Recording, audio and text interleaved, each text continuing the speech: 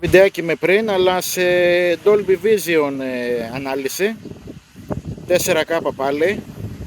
Έχω την εντύπωση ότι τα χρώματα είναι λίγο πιο ωραία, τονίζεται καλύτερα το γαλαζιοπράσινο χρώμα της θάλασσας. 4K πάλι, Dolby Vision.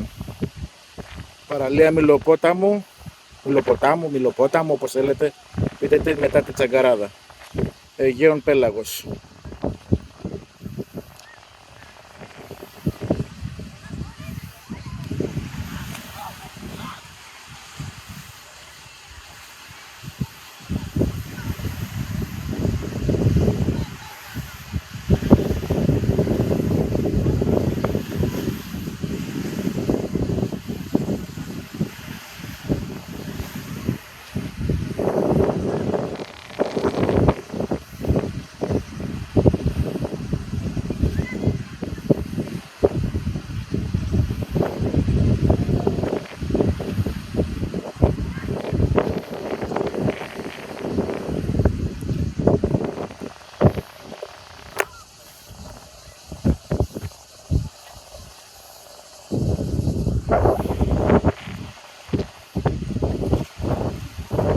Καλό καλοκαίρι σε όλους.